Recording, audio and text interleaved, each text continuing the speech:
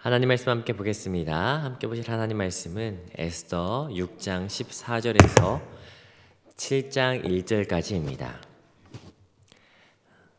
에스더 6장 14절에서 7장 10절까지 다 찾으신 줄 알고 우리 한 목소리로 함께 합독하도록 하겠습니다.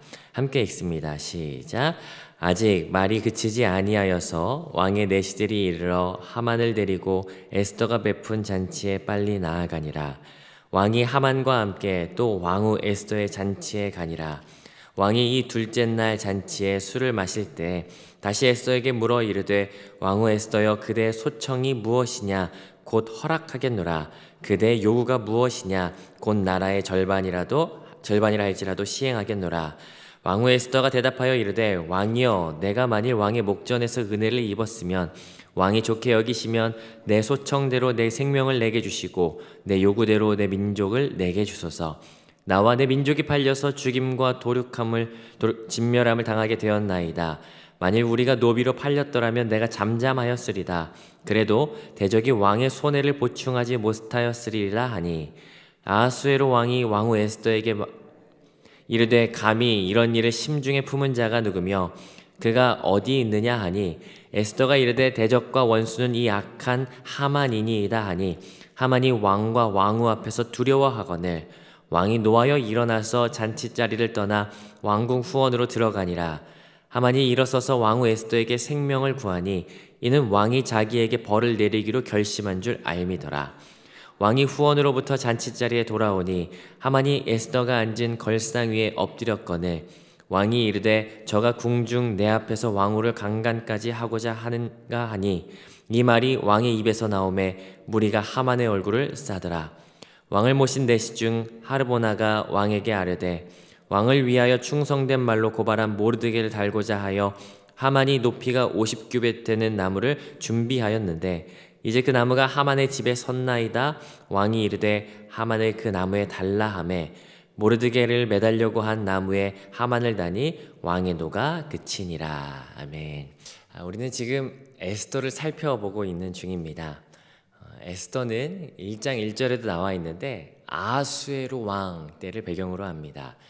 연도를 따지자면 주전 483년경을 이야기하죠. 이때는 이 성경의 역사 가운데 살펴본다면 이미 스룹바벨과 예수아를 중심으로 해서 유대로 귀환했던 이 첫 번째 귀환이 지난 지가 벌써 55년입니다. 그렇다면 여러분 한번 생각해 보시면 좋을 것 같아요. 1차, 2차, 3차로 이 유대로 귀환하는 사람들이 있는데 이들이 이 바벨론과 메대에서 살다가 귀환하는 게 쉬웠을까요? 아니면 남아있는 게 쉬웠을까요? 70년 동안 여기에 살았습니다. 저는 이제 여기 6년 살았거든요. 5년쯤 지나가니까 이제야 이 동네 이곳이 좀 정겨워지기 시작하는 것 같아요. 타지로 나갔다가 이제 동마산 아이시 이렇게 딱 들어오면 이제 집에 왔다 이런 느낌이 들고요. 이게 한 5년쯤 지나니까 이렇게 되는 것 같습니다. 여기 살았던 지 지금 보니까 70년 됐다라고 이야기합니다. 아마 이곳 가운데서 오랜 시간 머물렀고요. 여기에서 자녀가 태어났고 손자가 태어났을 겁니다. 그렇다면 이 사람들은 여기가 당연히 자기들의 집이라고 여겼을 거예요. 그런 상황 가운데 우리 돌아갑시다 라고 해서 갈까요? 안 가는 게 당연하겠죠. 시간이 지나면서 아마 이스라엘 사람들은 여기에 살고 있는 메대 사람들과 크게 다르지 않았을 겁니다. 구별하기 어려울 정도로요.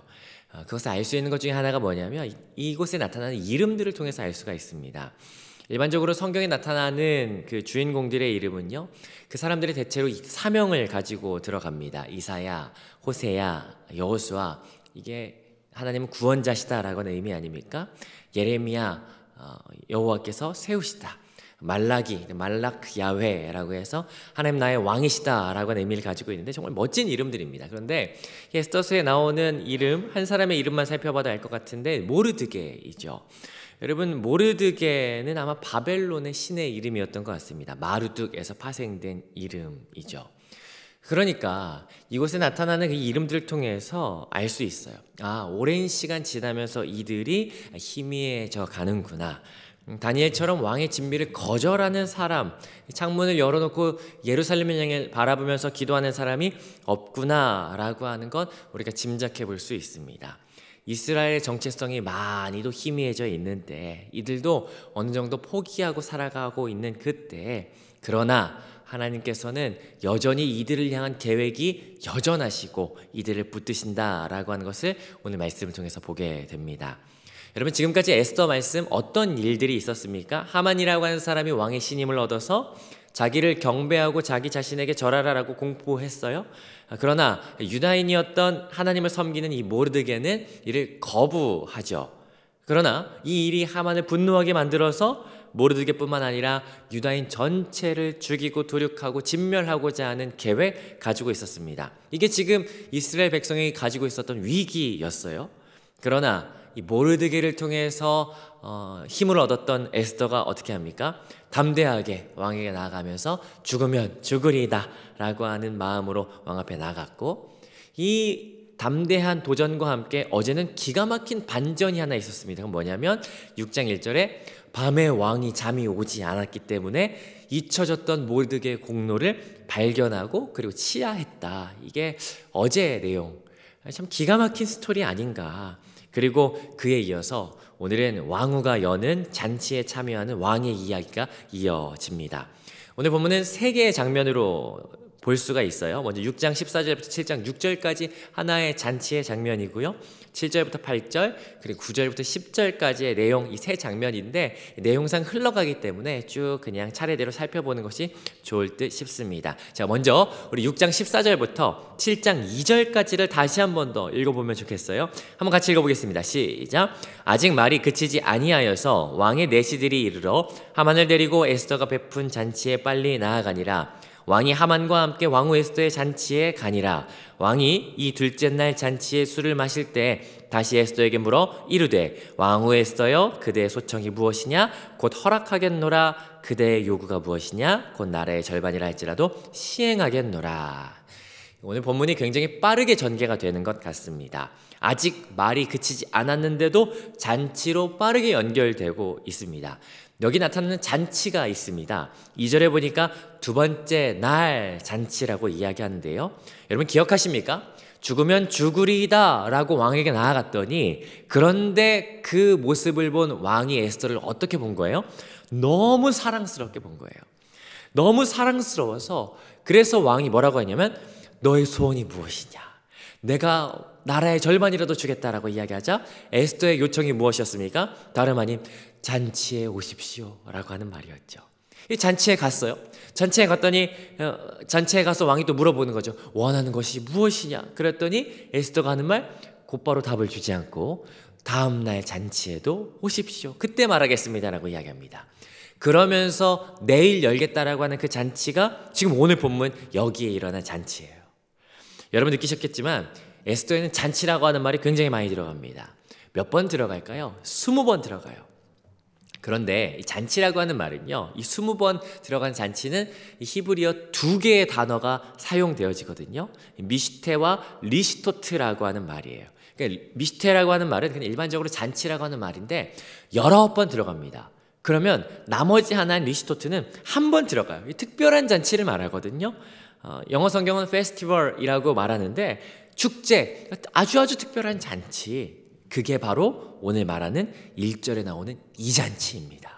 그러니까 오늘 본문 7장 가운데 나타나는 이 두 번째 잔치는 굉장히 특별한 잔치라는 거예요. 이게 왜 특별한 잔치인지 계속해서 살펴보시죠.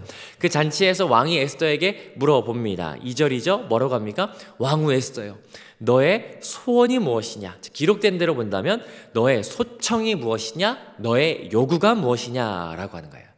자, 그러자 에스더가 말하기 시작합니다. 3절입니다. 3절 같이 한번 다시 읽어보시죠. 시작. 왕후 에스더가 대답하여 이르되 왕이여, 내가 만일 왕의 목전에서 은혜를 입었사오며 왕이 좋게 여기시면 내 소청대로 내 생명을 내게 주시고 내 요구대로 내 민족을 내게 주소서. 여러분 1절부터 3절까지 읽는 동안에 뭔가 특별한 것 발견하지 않으셨나 모르겠습니다. 여러분 이전까지는 에스더를 그냥 에스더라고 했어요. 근데 1절부터 3절까지는 뭐라고 이야기해요? 왕후 에스더라고 이야기합니다. 이제 의도적으로 에스더의 정체성을 드러내고 있는 거죠. 자, 왕후와 왕. 이제 이 왕후는 이제 에스더 왕은 왕후의 소원을 들어줄 수밖에 없다라고 하는 이 관계를 성경이 의도적으로 보여주고 있습니다.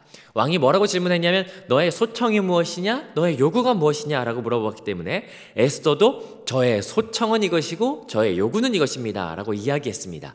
3절에 보니까 그게 무엇이었습니까? 제 소청은 제 생명을 주시고 제 요구는 제 민족의 생명을 주십시오 라고 했죠. 사실은 왕이 나라의 절반을 떼어라도 줄 것처럼 이야기했어요. 자, 그런데 에스더가 기껏 이야기한 건 제 생명, 제 민족의 생명이라고 이야기했기 때문에 왕에게는 되게 별것 아니죠. 안 그래도 에스더에게 푹 빠져 있는데 야, 감히 누가 이 에스더 왕후의 생명을 노리냐? 아마 여기부터 왕은 슬슬 막 분노가 올라오기 시작했을 겁니다. 자, 그리고는 에스더가 계속해서 말을 이어가는데 4절이죠. 4절 같이 읽어봅니다. 시작. 나와 내 민족이 팔려서 죽임과 도륙함과 침멸함을 당하게 되었나이다. 만일 우리가 노비로 팔렸더라면 내가 잠잠하였으리다. 그래도 대적이 왕의 손해를 보충하지 못하였으리다. 여기 팔려서라고 이야기합니다. 언제 민족에게 팔렸죠? 언제 민족이 팔렸습니까? 3장 9절에 보니까 하만에 의해서 은 1만 달란트에 팔렸습니다.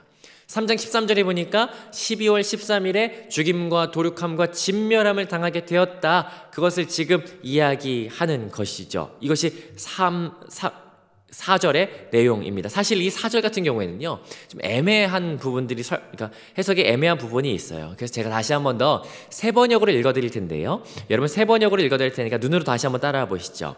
나와 내 결례가 팔려서 망하게 되었습니다. 사륙당하게 되었습니다. 다 죽게 되었습니다. 우리가 남종이나 여종으로 팔려가기만 하여도 제가 이런 말씀 드리지 않을 것입니다. 그만한 일로 임금님께 걱정을 끼쳐드리지는 않을 것입니다. 라는 거예요. 후반부에 보니까 뭐라고 이야기해요? 제가 종이 된다면 이렇게 말하지도 않습니다. 죽을 위기라서 말씀드리는 겁니다 라는 거죠. 여기까지 들었을 때 왕이 어땠을까요? 분노가 더 차기 시작했을 겁니다.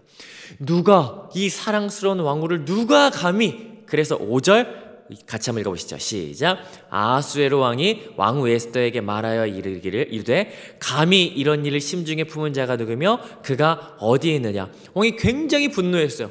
누가 감히 이런 일을 벌였냐. 그래서 우리는 알아요. 그걸 품은 자가 그게 누군지 어디에 있는지 알죠. 그래서 에스더가 대답하기 시작하는데 6절 읽어봅니다. 시작. 에스더가 이르되 대적과 원수는 이 악한 하만이니이다 하니 하만이 왕과 왕후 앞에서 두려워하거늘. 여기 대적이라고 하는 말은 고통을 주다라고 하는 의미입니다. 그 대적, 그 고통을 주는 자 원수는 누구였냐면 이 하만입니다. 여기는 이렇게 우리가 이제 오늘 새벽이고 그래서 이 하만입니다 라고 읽을 수밖에 없는데 밋밋하지 않습니다. 누군가가 이 도둑을 이렇게 쭉 세워놓고 누가 도둑입니까? 일렬로 세워놓는 거예요. 범인이 누구입니까? 하다가 바로 이 악한 사람이 도둑입니다 라고 이야기하는 것처럼 지목하는 거예요. 하만이 바로 앞에 있다가 아마 기절초풍하지 않았을까 싶습니다. 안 그래도 모르드게가 이 높임을 받았기 때문에 기분이 약간 나빴는데 그럼에도 불구하고 이 왕후의 잔치, 이 특별한 잔치에 왕과 함께 초대되어서 마음이 위안을 얻고 기쁨을 얻으면서 이 다른 사람이 모든 잔치에 왔기 때문에 약 의기양양했을지 모르겠는데 그런데 갑자기 이게 무슨 일이란 말입니까? 그러면서 이제 장면이 변하죠. 하만이 어떻게 하냐면요 7절 읽어보겠습니다. 자, 7절 같이 읽어봅니다. 시작.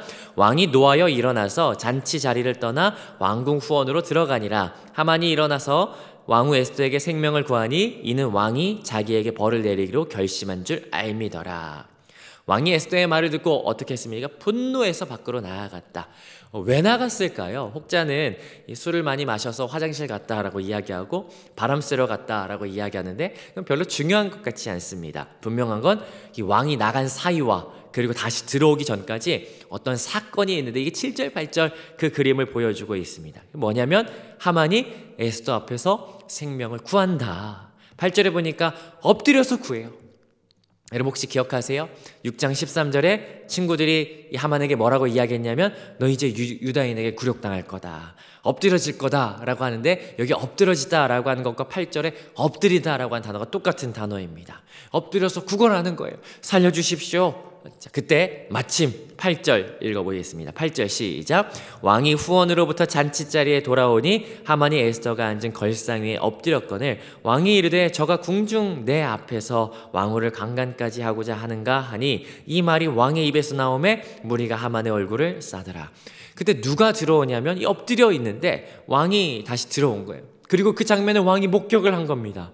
왕이 안 그래도 너무 열받아서 이 열을 식히려고 나갔는데 그 장면을 보면서 잠깐 식혔던 그 열이 다시 치밀어 오르는 거예요. 아니, 그 이상으로 참을 수 없는 분노가 폭발하지 않았을까 싶습니다. 왜냐면요, 일반적으로 왕과 왕후에게는 다가가지 못하는 거리가 있습니다. 그런데 하만이 너무 다급하니까 왕후에게 살려주십시오라고 하면서 바지끄댕이로라도 붙잡으려고 넙죽 엎드린 거예요. 그런데 그 엎드린 순간 누가 들어왔어요? 왕이 들어왔어요. 그리고 그 모습을 보면서 안 그래도 우리에게는 안전거리라는 것이 있는데 그걸 넘어서 왕후에게 엎드려, 야, 너 이 녀석, 너 왕후를 감히 범하려고 해? 내 이놈! 하면서 불호령을 내린 거죠. 여러분 아시지 않습니까? 왕은 언제나 어딜 가면 이 경호원들을 데리고 다녀요. 이 고대 제국 이야기들 보면 이 보이지 않게 매복해 있는, 은신해 있는 그 경호대가 왕에게는 늘 있었죠. 갑자기 왕이 내 이놈, 그러니까 내 이놈 왕후를 범하려고 해 라고 하니까 어떻게 됩니까? 즉시 이 숨어있던 경호원들이 샥 나타나서 이 하만의 얼굴을 감싸버리는 거죠. 특별히 이 얼굴을 감싼다라고 하는 것, 이건 사형 집행을 하려고 얼굴을 가리고 끌고 간다라고 하는 것과 같은 의미입니다. 죽으러 간다라는 의미죠. 자, 그래서 이 세 번째 장면 9절부터 10절인데 9절 같이 읽어보겠습니다. 9절 시작. 왕을 모신 내시 중 하르보나가 왕에게 아뢰되 왕을 위하여 충성된 말로 고발한 모르드게를 달고자 하여 하만이 높이가 50규빗 되는 나무를 준비하였는데 이제 그 나무가 하만의 집에 섰나이다. 왕이 이르되 하만을 그 나무에 달라 하매. 왕의 신하 중에 하르보나라고 하는 신하가 있었습니다. 그 자가 왕에게 고하는 거죠. 하만이 세운 장대가 하나 있습니다. 왕에게 공을 세웠던 그 모르드게를 매달려고 세웠던 장대인데, 그러자 왕이 이야기하죠. 그럼 그 장대에 하만을 매달아라. 그리고 나니까 10절 왕의 화가 그쳤다라고 이야기합니다. 오늘 이 내용이 7장에 있는 내용, 두 번째 잔칫날의 내용이었죠. 오늘 우리는 같이 함께 에스더 7장을 살펴보았습니다. 저는 오늘 이 말씀을 쭉 읽고 나서 떠오르는 말씀이 하나 있었어요. 뭐냐면 바로 시편 23편이었습니다. 시편 23편을 잘 알지 않습니까? 여호와는 나의 목자시니 내게 부족함이 없으리로다. 하나님이 목자 되시는 삶, 그리고 하나님을 신뢰하는 그 사람에게 부족함 없게 하신다라고 하는 것을 하나님께서 약속하시는데, 특별히 23편 5절에 보니까 여러분 아마 기억하실 겁니다. 주께서 내 원수의 목전에서 내게 상을 베푸시며. 여러분 모르드게가 어땠어요? 어제 본문에 보니까 원수의 목전, 하만의 목전에서 영광스러운 상을 얻었어요.